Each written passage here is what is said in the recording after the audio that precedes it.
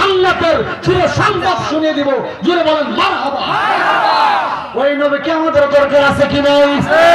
ওই নবীর পক্ষে থাকা দরকার আছে কি নাই? আজকে যে বাচ্চার মুলবিরা কয় নূরের নবীকে সম্মান করা যাবে না, আজানের আগে দুরূদ শরীফ পড়া যাবে না, ওই নবীকে সালাতু সালাম দেওয়া যাবে না, ওই নবীর দুরূদ শরীফ পড়া যাবে না, ওই নবীর শানে গজল পড়া যাবে না, ওই নবীর শানে নারে তাকবীর লেখা যাবে না, ওই নবীর নারে রিসালাত বলা যাবে না।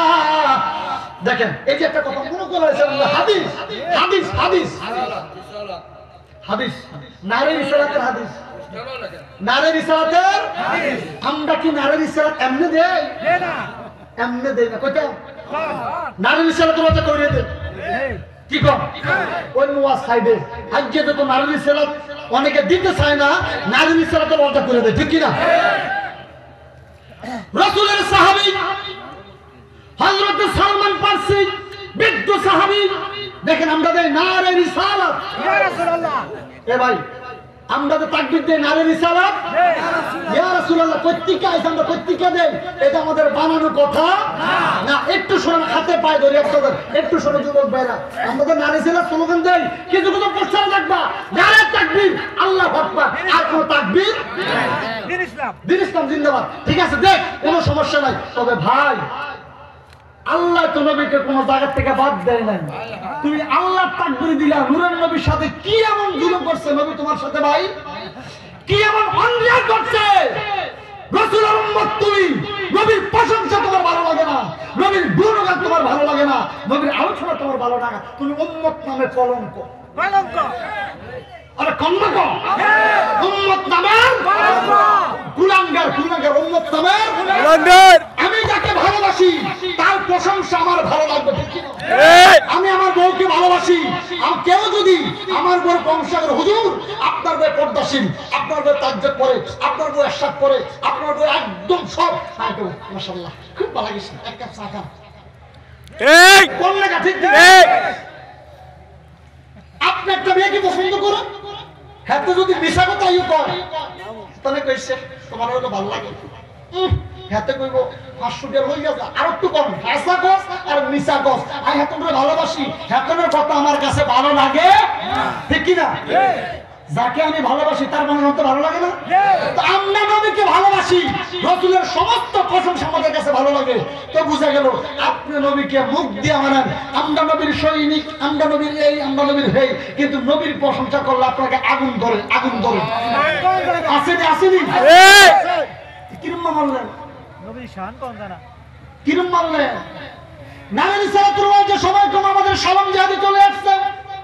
সালমান ফারসি গভীর মনোযোগ, সালমান ফারসি বৃদ্ধ সাহাবী, উনি আল্লাহর রাসূলের কাছে মুক্তি চাইলেন।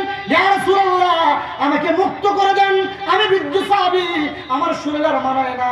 নূরের নবীর সামনে ছোট ছোট খেজুরের চারা, ছোট ছোট খেজুরের চারা মদিনাতুল মুনাওয়ারায় আল্লাহর রাসূলের সবচেয়ে ওই যে কি খেজুর জানি, আজওয়া খেজুরের বাগান, এটা আল্লাহ রাসূল সাহাবায়ে কেরামদেরকে নিজ হাত মোবারকে লাগাইছে। মারহাবা কর। ওই সালমান ফারসি কয় আর রাসূলকে মুক্তি দেন, আল্লাহ রাসূল কয় সালমান হে সাহাবী আমার সামনে যে ছোট ছোট খেজুরের এক করোনা একদম জানার থেকে বেড়া বাড়াইছে, উঠছে। হে সালমান ফারসি এই যে শত শত সারা দেখতেছো, এই সারাগুলো আমি আজকে তোমাদের কিনে লাগাবো। এই সারা বড় হইলে ওই সারার মধ্যে ফুল ধরলে, ফল ধরলে, ফল যখন পাকবে তখন তোমার মুক্ত হবে।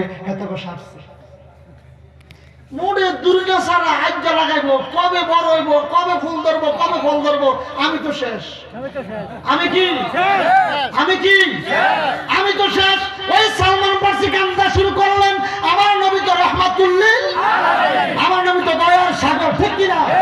ওই নূরের নবী বললেন, এ সাহাবী আনাস, সমস্ত বড় বড় সাহাবী ছিলেন, বললেন আর দেরি নয়, তবে আমরা খেজুরের চারা লাগাই। খেজুরের চারা লাগানোর সাহাবীদেরকে নিয়ে গেলেন খেজুরের চারা লাগানোর জন্য। নূরের নবী কয় খেজুরের চারাগুলি আমার কাছে আনো। আনার পরে নূরের নবীর যে আঙ্গুল দ্বারা আকাশের চাঁদকে দ্বিখণ্ডিত করেছিলেন, যে আঙ্গুলের ইশারাতে ডুবন্ত সূর্যকে উঠিয়েছিলেন, এই বরকতের হাত দ্বারা নূরের নবী খেজুরের চালার মধ্যে একটু ছোঁয়া লাগিয়ে দিলেন। মারহাবা। সমস্ত খেজুরের চারাগুলির মধ্যে নূরে নবী হাত বুলিয়ে দিলেন আর বললেন একটা শর্ত আছে। সমস্ত সাহাবীরা বললেন ইয়া রাসূলুল্লাহ কি শর্ত? যে খেজুরের চারা লাগাইবা শর্ত, পিছনের দিকে তাকানো যাবে না, পিছনের দিকে চাওয়া যাবে না। বলে ঠিক আছে। বলে তোমরা খেজুরের চারা লাগাইতে লাগাইতে একবারে সমনি চলে যাইবা, একবারে রঘুনাথপুর চলে যাইবা, একবারে বাকিরা চলে যাইবা, পিছনের দিকে তাকাইতে পারবা না। কথা মতো কাজ নূরের নবী রহমতের হাতের চারা ছোঁয়া লাগিয়ে দিলেন আর সাহাবীরা খেজুরের চারা লাগাইতে লাগাইতে শেষ প্রান্তে গেলেন, খেজুরের চারা শেষ হয়ে গেল।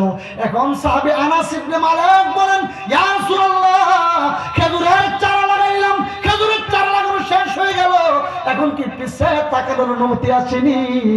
নূরের নবী কয় হ্যাঁ, এখন তোমরা পিছের দিকে তাকাইতে পারো। সাহাবী আনাস কয় খোদার কসম, ও আল্লাহে আল্লাহর কসম, পিছের দিকে তাকাইয়া সমস্ত সাহাবীরা আশ্চর্য হয়ে গেলেন। কি ব্যাপার? খেজুরের চারা লাগাইলাম মাত্র 2 ঘন্টা, এই খেজুরের চারা লাগাইলাম একটু। ইয়া রাসূলুল্লাহ কি দেখতেছি গো নবী? বলে কি দেখতেছো? বলে আমাদের চোখের সামনে ছোট ছোট খেজুর গাছগুলা আমনে আমনে বড় হইতাছে, আমনে আমনে ওই বড় বড় খেজুর গাছের মধ্যে আমাদের চোখের সামনে ফুল ধরতেছে, ফুল ঝরে গিয়ে আমাদের চোখের সামনে খেজুর ধরতেছে, আমাদের চোখের সামনে খেজুর গুলা থাকতেছে।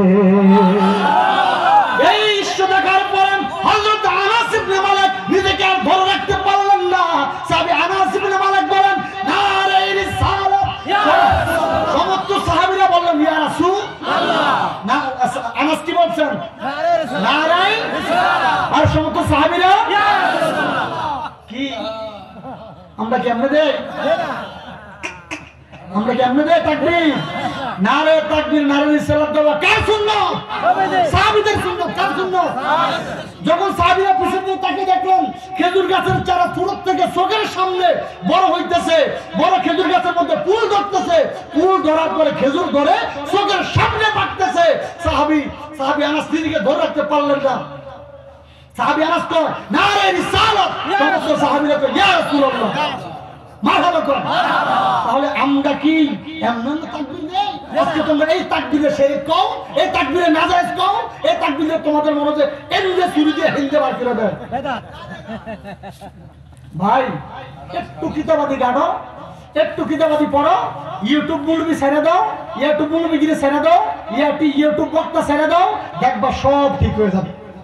ঠিক কিনা? হ্যাঁ, ইউটিউব মুলবি হেতাগো শায়েখ যেটা কয় এইটাই, হেতাগো শায়েখ যেটা কইলো এইটাই সঠিক। হেতা কি কোরআন থেকে হাদিস থেকে কইছে আপনি দেখেন, আমি আপনাদের ইমাম সাহেব।